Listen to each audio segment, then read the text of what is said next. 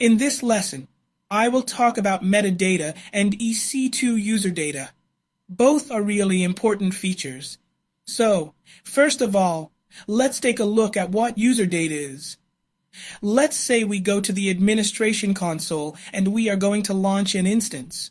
When we do that on the configuration page, we can enter some code, like the one shown here. In the class when we were launching a Linux EC2 instance, you'll recall that I put in a script or code like this. Now, you don't need to understand this particular code here, but this code, what it is doing is installing a web service. The point is, you can run this code and it runs the first time you start the instance. So, you can configure certain things to happen through these commands on your instance when it first starts up.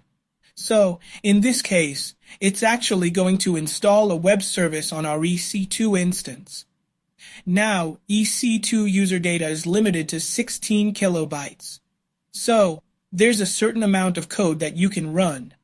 If you're launching a Windows instance, you can also run batch scripts and PowerShell scripts.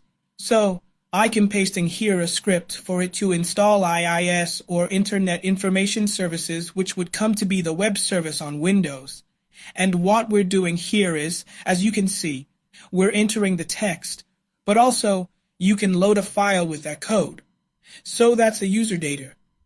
Now, what is metadata? Metadata is information about your EC2 instance and is available at this particular address. This address you have here can be executed directly from a command window on your computer. It is a local address, which means that it does not establish a connection over a network.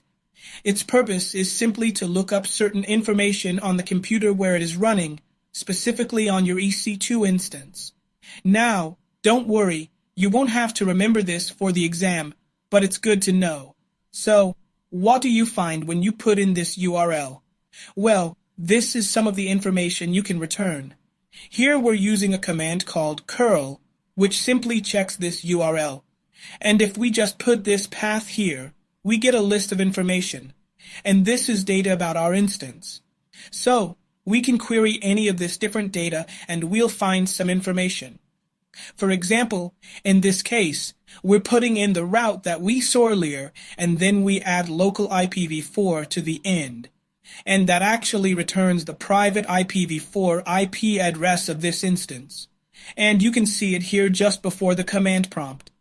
If we run another command here, you can see that this time we're requesting the public IPv4 address and it shows us the public address. The same thing happens if we query the instance type. So, remember the difference between user data and metadata.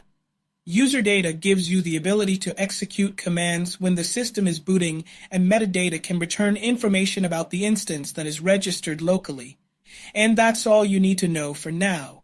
In the next class, we'll look at a practical example of this.